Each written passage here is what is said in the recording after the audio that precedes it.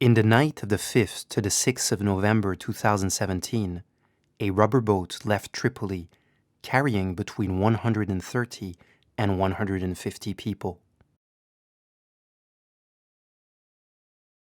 That night, the vessel of the rescue NGO Sea Watch was patrolling off the Libyan coast, just outside of Libya's contiguous zone, waiting for the next boat to rescue.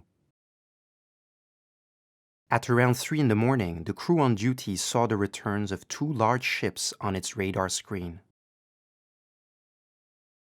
As these were not accounted for by AIS vessel tracking data, which most civilian ships are required to emit, the Sea Watch crew believed them to be military, either part of EUNAVFOR-Med, the EU's anti-smuggling operation, or of Italy's Mare operation, which has provided support to the Libyan Coast Guard and Navy in combating illicit traffic. Both these operations are part of a policy that aims to prevent migrants from crossing the sea by outsourcing border policing to Libya. As the migrants advanced, the sea became rougher, and their boat began taking in water. The passengers contacted the Italian Coast Guard for help via satellite phone.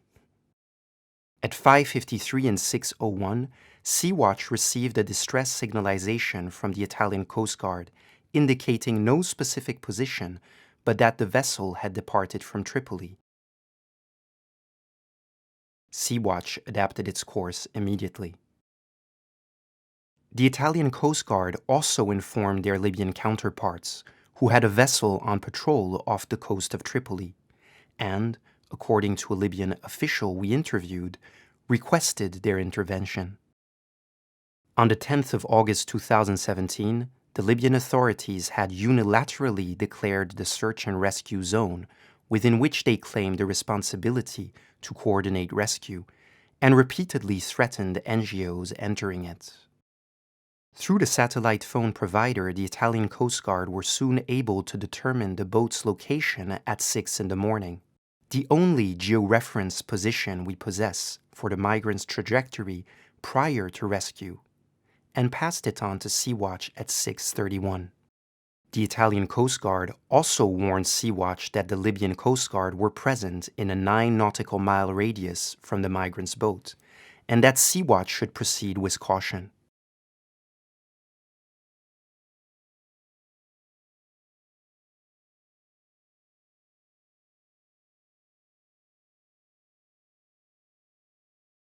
Sea Watch's vessel is equipped with 7 wide-angle cameras mounted on the mast and deck that are constantly recording.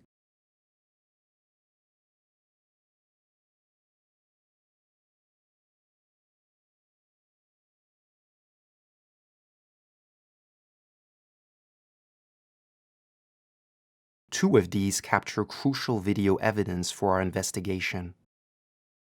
2 additional GoPro cameras mounted on Sea Watch's rigid hull inflatable boats, or RIBs, provide close-up perspectives. Triangulating visual data from these cameras, as well as from another located on the Libyan Coast Guard vessel, allowed us to generate a dynamic model of the scene. Navigating the model between different camera perspectives and cross-referencing this evidence with testimony and locational data allowed us to reconstruct the entire rescue operation and its dire consequences as they unfolded. As Sea Watch approaches the position provided for the boat in distress, its crew sees other vessels through their binoculars. Apart from the silhouette of a French warship, these are, however, not yet visible in the lower resolution video footage. At 8:24, Sea Watch informs the Italian Coast Guard. Hello. Yes, good morning, sir. Just want to inform you that we are on close to the position of the refugee boat, but we can't see it. There's a Libyan Coast Guard ship and a French army ship around, and an airplane, but we have no visual on the boat. Okay, so sir, I think that the the boat with the migrants proceeding towards north. Proceed towards north for intercept the target. As Sea Watch approaches, it can see the military aircraft circling back several times towards the migrant boat, now barely visible through Sea Watch's binoculars. According to several survivor testimonies, it is around this time that the boat's back tube deflates and many passengers fall overboard. A little time, plane come, and we are shouting, but the plane go closer to us on the water. But he can't come down to come and rescue us. When he left the first time, and he came back for the second time. How much time? After how much time did he come back? Just for a while, he left, let me say, 2 minutes time when he left, before he come back.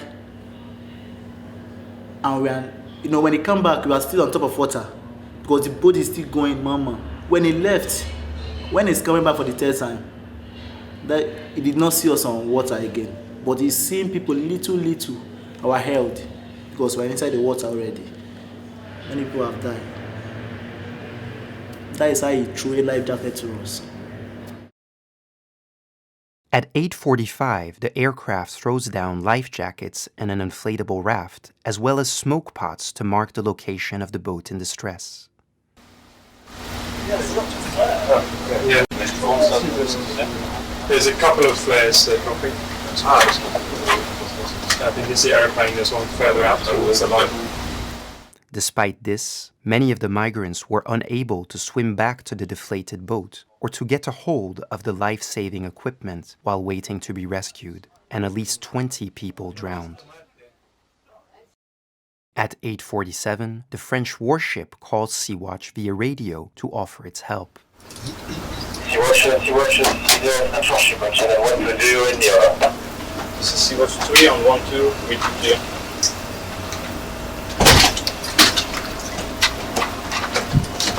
Have people seen the rubber boat? Yeah.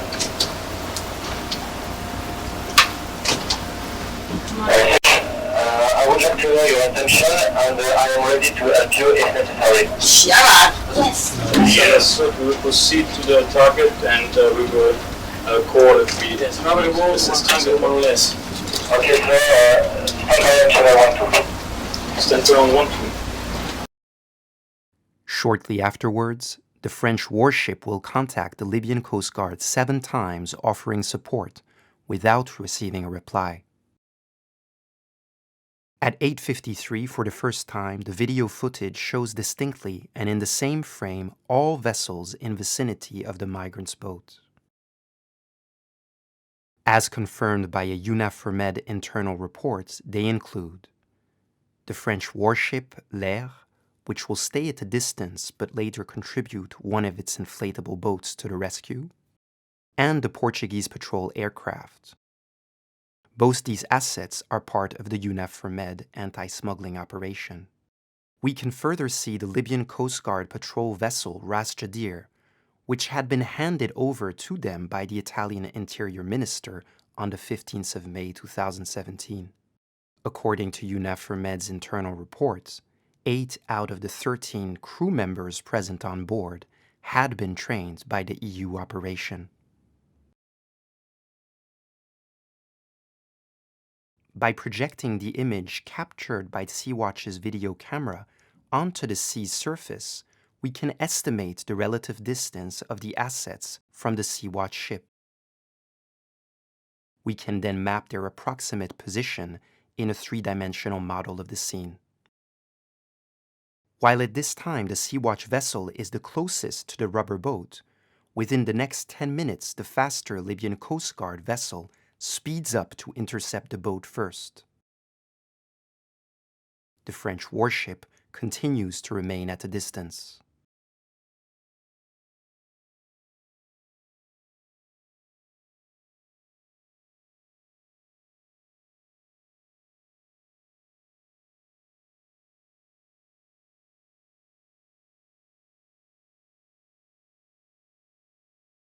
While the Libyan Coast Guard informed their Italian counterparts that they would coordinate the rescue on scene, No instructions had been transmitted to Sea Watch.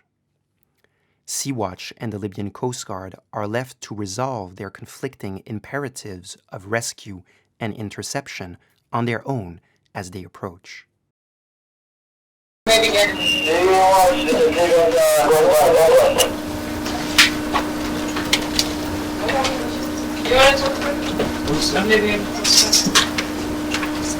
Libyan Coast Guard, this is Sea Watch. Do you call him 16?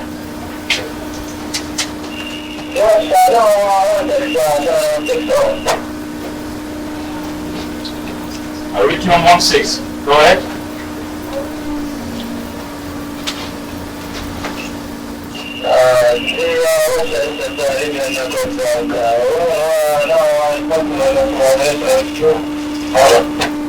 Negative, we have orders from MSCC. You continue rescue.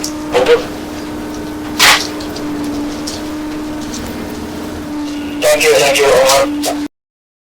Despite the lack of confrontation in this communication, the logics of rescue and interception will prove irreconcilable. While the Libyan Coast Guard vessel circles around the migrants' boat, Sea Watch sees people who had fallen overboard earlier still scattered in the water and left unattended. The rescue NGO lowers its 2 inflatable boats.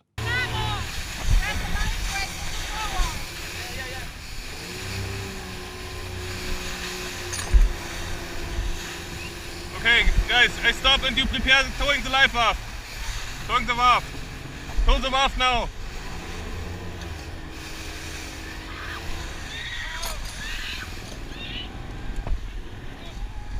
The raft, tow it, tow it.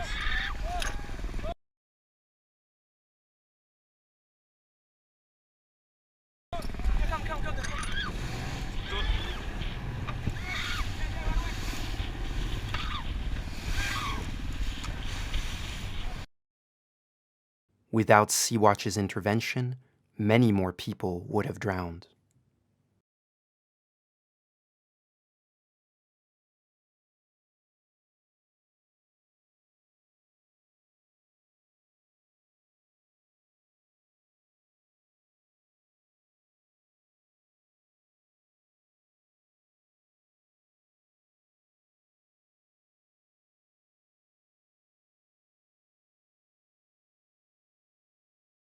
At 9:07, an Italian military helicopter deployed from a nearby warship, part of the Mare operation, contacts Sea Watch offering assistance and requesting that Sea Watch send its rib near the migrants' boat.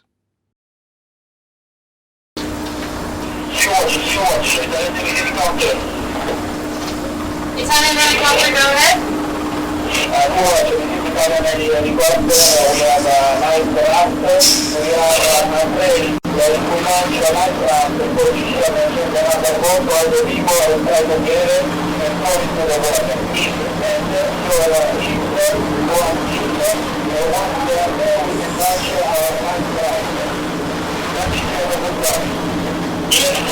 Copy that. The rip will take people out of the water and out the water on my ship.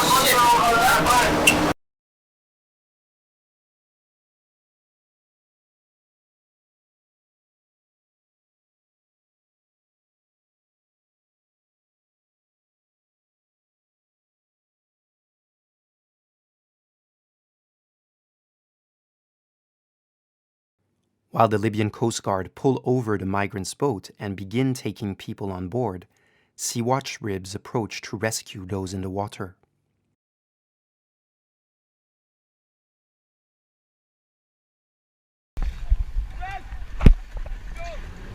Negative, we don't see any persons in the water, over. Yes. Yes. Hey. Come on. Okay. We need to the back. Okay. Yes. 1, 2, 3. 1, 2, 3.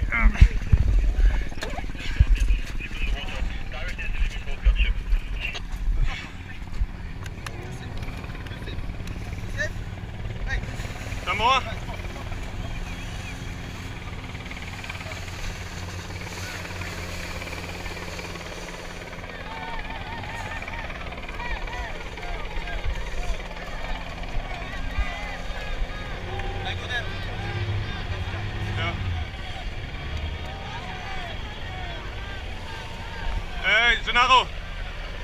the life vest, please.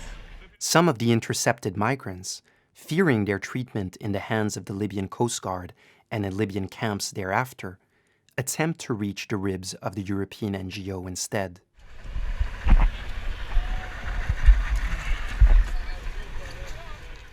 In this moment, the distance between Africa and Europe is only as far apart as that between the Libyan Coast Guard and the Sea Watch vessels.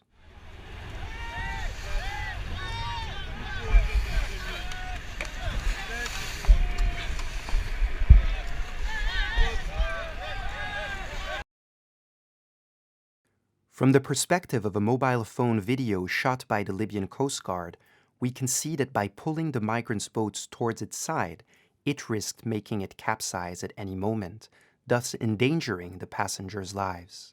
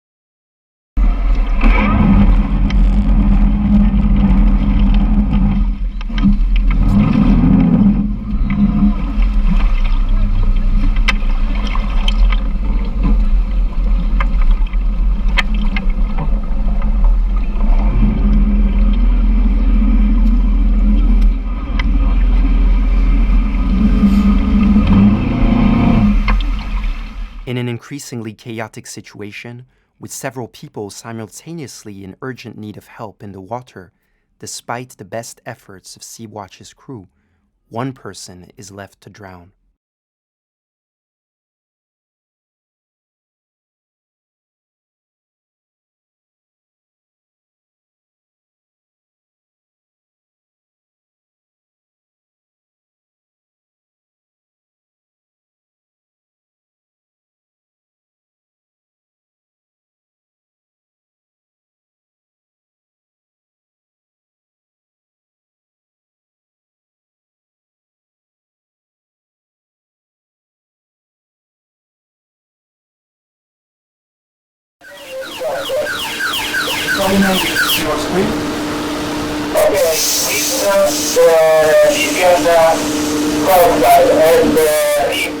While the Sea Watch crew is busy trying to rescue people, the Libyan Coast Guard starts throwing several hard objects at them. We cannot move or use it. Okay, let's start throwing things at them.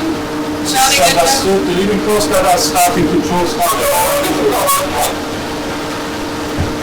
The Libyan Coast Guard is throwing stuff at our head drivers. Thus, rather than prioritizing the rescue operation, they effectively hinder it.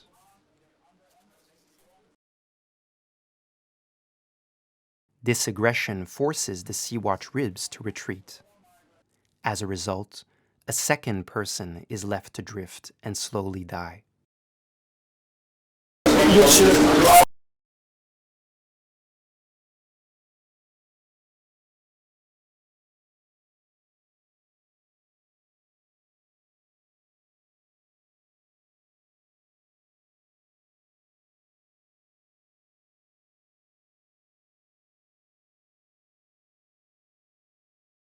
We can see this person trying to escape the Libyan Coast Guard by attempting to swim towards the Sea Watch rib, just as it is forced to retreat. The Libyan Coast Guard, having not deployed its own rib, which a spokesperson later claimed was dysfunctional, is unable to assist him either. As the crew attempts to reach him, he is carried away by the currents. The video records the slow tragedy in its full graphic horror. We can see the man struggling to keep afloat and maintain his head above the water. But his body is slowly pulled down, and he disappears under the waves into the sea's liquid mass.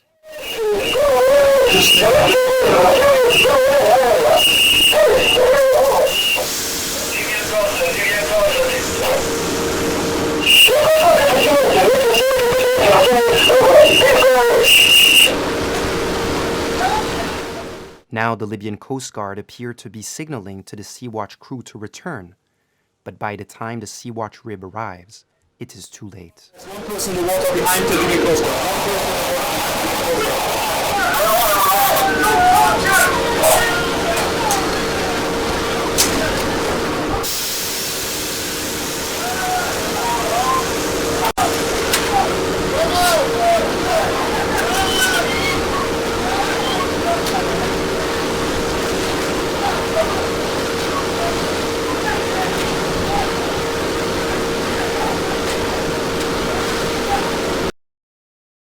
At 9:30, almost all migrants have left the rubber boat.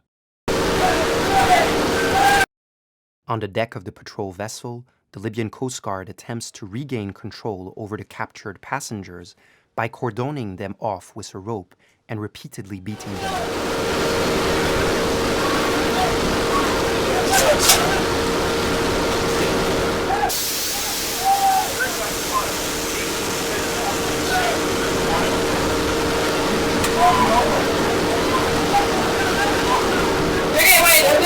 Looks good.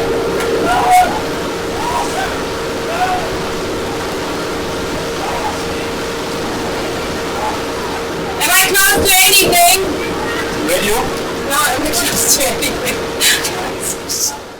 Despite this, some migrants still attempt to escape. Yes, hello?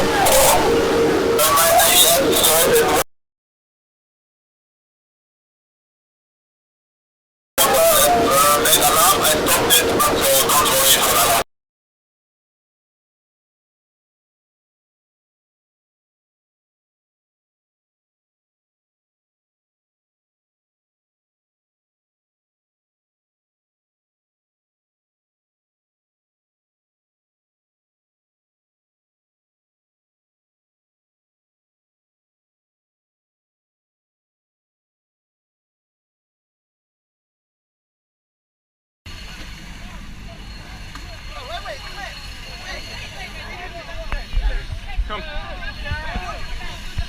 Ihr sind hier. Los, ab. Sind wir. Fast. Okay.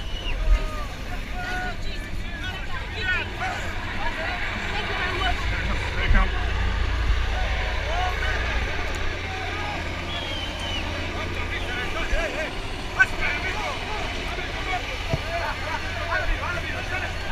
Everybody on board.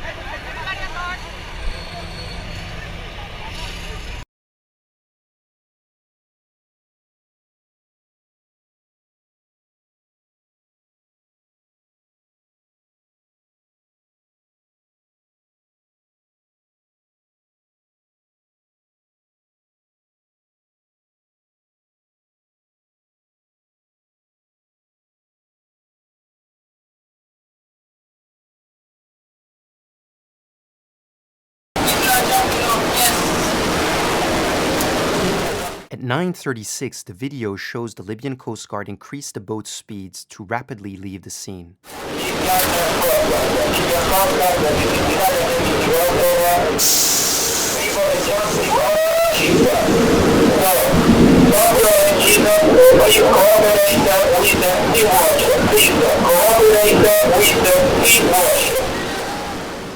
Seizing his last chance, one more passenger desperately jumps overboard.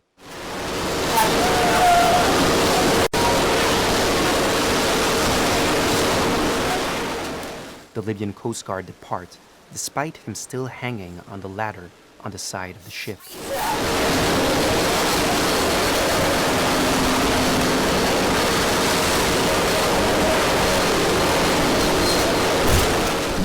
Only after the Italian military helicopter repeatedly radios the Libyan Coast Guard vessel to stop, does the crew slow down and pull the person on board.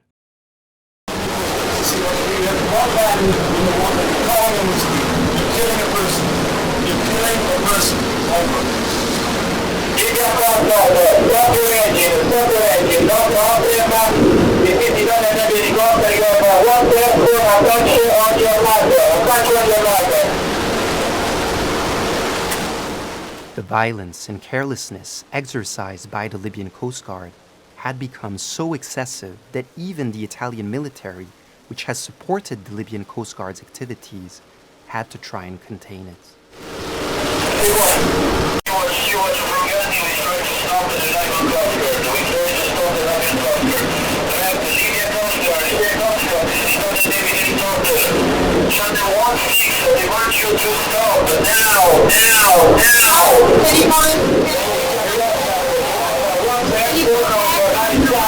Stop with your engine. Stop with your engine. Stop your engine now. Stop your engine. You have to work on your right side. Stop the vehicle. Stop.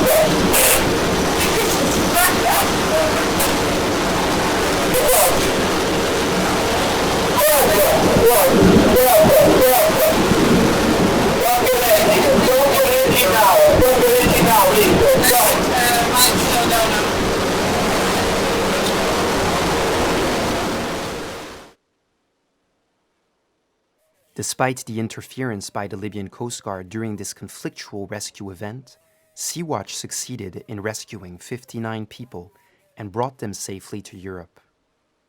However, as the Libyan Coast Guard faded into the distance with 47 intercepted migrants on board, their fate of detention and violence in Libya was clear to all actors involved in the events.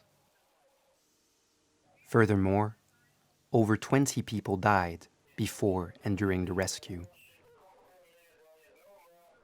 By equipping, training, advising, and coordinating the Libyan Coast Guard to enforce their policies of border policing by proxy, Italy and the EU shared a responsibility for the lethal outcomes of this and other interceptions at sea. While rescue NGOs such as Sea Watch have been criminalized in Italy, their presence at sea remains fundamental. To rescue migrants in distress as long as they are forced to embark on perilous journeys, but also to document and contest the EU's policies of containment.